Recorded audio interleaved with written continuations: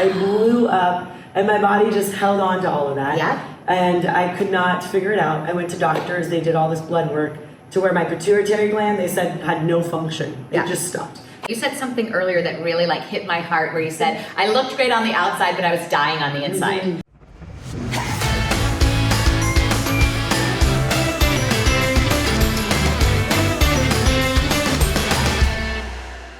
I'm here with Neda, one of the amazing hosts of CBS 8 Mornings, which you can watch streaming, and it's an incredible series. And Neda is just a soul sister. She's amazing. She has a 6-year-old, a 2-year-old. She's obviously a badass boss as well. And we were talking about women's health, and so I would love to hear, before we get into the postpartum things, which was today's topic, I'd love to hear what you were sharing about your bodybuilding days, your figure competition days. Growing up, it was like the 90s, early 2000s, high school, college. I always, wanted to just be a certain size and wear cute outfits. It was literally vanity. And then as I got a little older, I loved running marathons. I loved doing all of these kind of more extreme workouts and things. So then I got into this fitness competition world and was training 2 hours a day. Like, it was weightlifting, but also another hour of cardio after all that. While I was a nightside reporter at the time, so it was just, my day was like 6 a.m. to midnight, just going. And I would eat 4 ounces of tilapia, 2 ounces of sweet potatoes, 4 ounces of broccoli, and like. I love that you still remember. It was so traumatizing. It was you still ingrained in my brain. Every Every 2 hours, eating like so much tilapia. I cannot look at tilapia anymore. But, so much tilapia. Chicken, like I can't even. Chicken, just like I just OD'd on all these things because it was every 2 hours these portion things. So it worked fine. I thought at the time I was like, ooh, size like 0, wearing cute little booty shorts, and like did the competition. I won a competition in Canada and made some of my closest friends going through all this. And then everything just like hit me, and I could not for the life of me get back to that. Like I, after competition, couldn't wait to eat a banana. Like I was so restricted that I was like, I want fruit. So I couldn't wait to have oatmeal again, because when you get closer to those days, it's just a very extreme diet. So then I'm like, splurging the things that I like missed for a year. And then a month later, I'm like 40 pounds heavier than I was. I blew up, and my body just held on to all of that. And I could not figure it out. I went to doctors. They did all this blood work to where my pituitary gland, they said, had no function. It just stopped. So hormones were basically wiped. They tried to do like a lot of different, medicine, but I wasn't feeling good with that. It wasn't fixing it. Thankfully, I found this acupuncturist, and that the day I did it, things came back. Like, holistic choices. An acupuncturist. How old were you? I was in my early 30s, like 31-ish, 30s. 32, around there. So it's been a multiple year-long battle to get healthy, and I still haven't figured it out. Like I'm not. It's an ongoing process, and even the science is always evolving, which is why, as someone who has studied all of these things for 20 years, you have to keep studying because we learn more all the time. Like there was a time when the base of our food pyramid was refined grains. That should make up 60% of our diet. Fat would make you fat. All of these lies that we were in our age demographic kind of conditioned to take as truth. But you said something earlier that really like hit my heart, where you said, I looked great on the outside, but I was dying on the inside. Right? And this is like, you hit on so many things, which is overtraining, right? An hour of heavy weights, an hour of cardio, which just absolutely disrupts all of your hormones. And then of course the restricted eating. So I created several different fitness programs, but my most recent one is called Body Lava, that it is essentially designed to optimize the human body with a particular emphasis on women. 20 minutes a day. You get your strength training, you get cardiovascular spurts, which is what they recommend now, but they're low impact. So instead of running for hours on a treadmill, which can really disrupt hormones in women over 40, or as you experience under 30, there's better ways to do it. And then you also talked about, what the other thing you touched on is the circadian rhythms. You were up at 6, working till midnight. So your body had no time to recalibrate. Your body was, of course, as you said, as soon as you got off that, holding on to fats because it was so starved of those nutrients. And if we can condition women, like I would argue, no matter what you look like winning your bikini competition, that you look better now. That's just what I would guess. Mentally, I can't get there, but that's the thing I really, it's my passion to help women understand their mentality. You know, there was an interesting study where, you know, sketch artists from police precincts, they didn't see any of these women, but they asked women to describe themselves, and they did a portrait based on that. And then they asked the women's either husbands or best friends to describe them and did a portrait on that.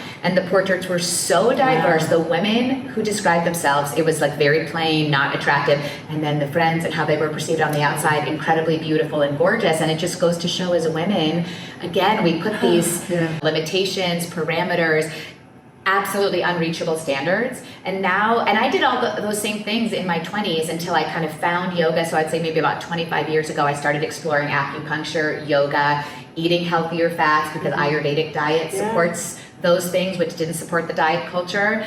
And I started kind of preaching that 20 years ago, and no one would listen. They're like, you're crazy, hippie, woo-woo. And now all of the science is supporting that. But if women could just celebrate the incredible miracle that is your body. And today's topic was about postnatal, like how long are we postnatal? What's the postnatal recommendation? And can you share like how you felt? Sure. As an on-camera personality too.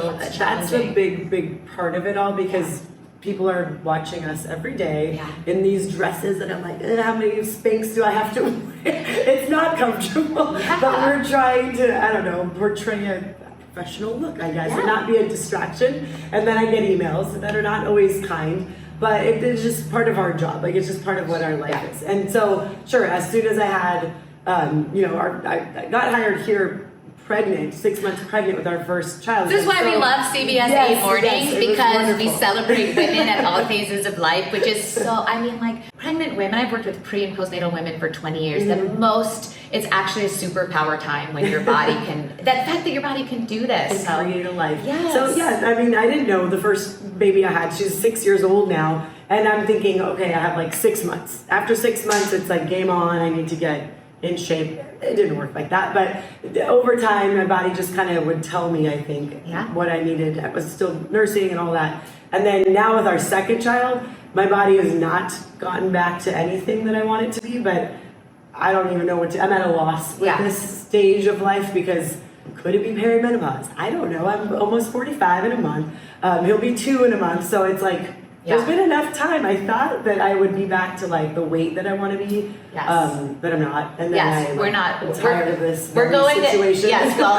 First of all, it's not noticeable. You're incredibly vibrant and have an amazing optimized body. However, I understand how that is, and there is a lot of it is confusing. The number one thing, right, is that I think we need to release the parameters of time. In 6 months, I need to do this or that. But it is one of the things that we do learn during this period right now, where you are almost 2 years or a year and a half just over postpartum. This is the time to invest in yourself. Like you were saying, the mindset, maybe if you can get a little more sleep and focus on the recovery aspect, but taking the pressure off yourself. And for belly fat, actually, stress is a huge part. And then it's time to nutrition, like eating along with your circadian rhythms as opposed to eating late at night. I can help you, but the most help we need is the mindset, right? Women set an unrealistic standard for ourselves for how we should look. And I finally, as the year I'm turning 50 now, I feel comfortable in my body for much more than I did in my 20s and 30s. But I work out less, I eat more, I sleep more. It's like last night I knew I was coming on here, 8:50, and I'm like, time for tea in bed, you know? But before I would have thought I was a loser, or I could have been working more, doing more. And I think as women, if we can condition ourselves out of doing more and being more and achieving more, faster, better, thinner, and we walk that back to, I'm gonna enjoy my life and focus on all the amazing things, like you're living in your purpose, you have 2 beautiful children, you have an amazing team here of people you get to work with, and you lean into all that's going right instead of fighting against your body. Loving and celebrating your body, and your body will do the same for you. But it's hard because we've been taught the opposite for so long. So that's what we're here to do, Neda. We're here to help women understand the value of scaling back and just we're allowed to enjoy our lives. You're allowed to enjoy your kids, enjoy your job, celebrate and enjoy your body. And once I started doing that and stopped punishing my body and asking my husband, like, does this make me look fat? Which I did up until I try to teach women great mindset. And my husband's like, what would you tell one of your clients if she asked her husband if she looks fat in this? I'm like, I'd be like, you look beautiful. Stop asking that question, But it's hard for us to uncondition our own minds. Kind of, like you said, it's ongoing work. We have to always learn. It's interesting, guys. You're saying, we're allowed to enjoy our life jobs, family, friends, all of that I do. Yeah. But the body part, I'm like, It robs you of so much mental space, right? Yeah. Just that there's like a block there that's, yeah. So thank you for. Yeah, some mindset work Right. and we're good. But it's like women, you do everything. You're a mom, you're a boss, you're all of the things. So I celebrate Everything you. you're saying, I wish for all of my friends and my family and everyone I love. And we just have to do it for ourselves. That's right. And that is always the hard part. Tea at 8 o'clock sounds amazing. Yes. Bedtime. Go to bed no matter.